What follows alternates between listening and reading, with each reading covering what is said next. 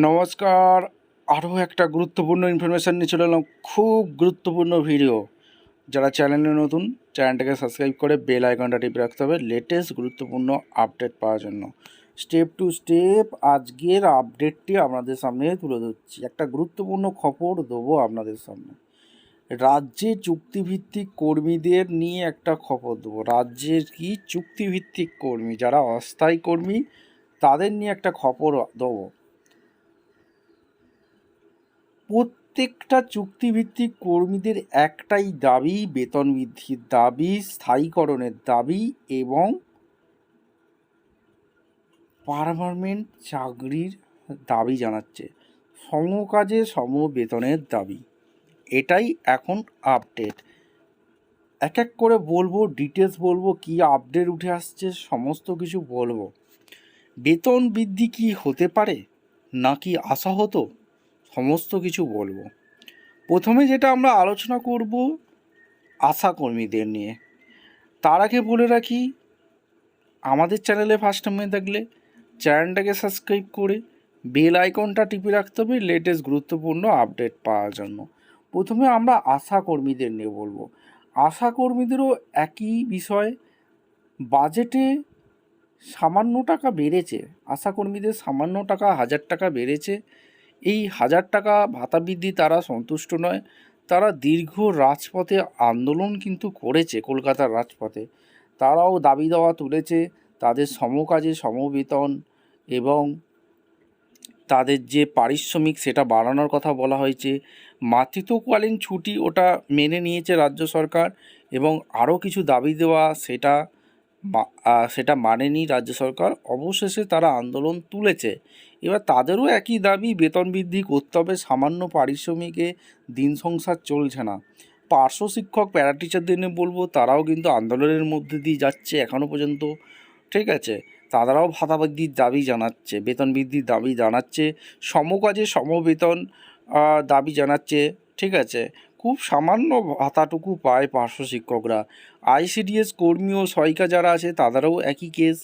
তারাও আইসিডিএস উত্তরপ্রদেশে দেখবেন স্যালারি কিন্তু উত্তরপ্রদেশের যে হাইকোর্টের রায়, একটা গুজরাট হাইকোর্টের রায়, ঠিক আছে, সেখানেও কিন্তু গুজরাট হাইকোর্টে রায় দিয়েছিল যে আইসিডিএস কর্মীদের 25,000 টাকার দাবি, অর্থাৎ দাবি কিন্তু তারা করেছিল, সেই রায়কে কিন্তু স্বাগত জানিয়েছে, ঠিক আছে। অর্থাৎ সেই রায়কে সুপ্রিম হাইকোর্ট মান্যতা দিয়েছে। এবার এই আইসিডিএস কর্মী সহায়িকারাও তাদের দাবি দেওয়া জানাচ্ছে যে ভাতা বৃদ্ধি হবে কি না। তারাও দীর্ঘ আন্দোলনের মধ্যে যাচ্ছে, তাদেরও এই টাকায় সংসার চলছে না। সিভিক ভলেন্টিয়ারদেরও সামান্য 1000 টাকা বাড়িয়েছে, তারাও কিন্তু দাবি দেওয়া জানাচ্ছে। ওয়েলফেয়ার কমিটি 18,000 টাকা আর কথা বলা হয়েছিল, সেই টাকার বাড়েনি, 1000 টাকা বেড়েছে। তারাও কিন্তু রাজ্য সরকারকে বিবেচনার কথা বলেছে। আইসিটি 6-7 ফেজ তারাও কিন্তু দাবি দেওয়া জানাচ্ছে, দীর্ঘ আন্দোলনের মধ্যে দিয়ে যাচ্ছে, তাদেরও ভাতা বৃদ্ধি হয়নি। ভিআরপি, ঠিক আছে, এই ভিআরপির কর্মীরা আরও শোচনীয় অবস্থা, তাদের তো কোনো ভাতাই বাড়ানো হয়নি। তাদেরকে দিয়ে বিভিন্ন এই সব কাজ করানো হচ্ছে, রাজ্যের বিভিন্ন ডাটা এন্ট্রি ফাটা এন্ট্রির কাজ করানো হচ্ছে। ভিভিডিসি তাদেরও একই করুণ অবস্থা। বিএলএ বাংলা সহায়তা কেন্দ্র বিএসকে, তারাও চুক্তিভিত্তিক কর্মী, তাদেরও একই দশা। ট্যাক্স কালেক্টর, ভোকেশনাল টিচার যারা আছে তাদেরও একই দশা, তারাও বেতন বৃদ্ধির দাবি জানাচ্ছে। এডুকেশন সুপারভাইজার যারা আছে তারাও বেতন বৃদ্ধির দাবি জানাচ্ছে। নর্থ বেঙ্গল ডিপার্টমেন্ট তারাও বেতন বৃদ্ধির দাবি জানাচ্ছে।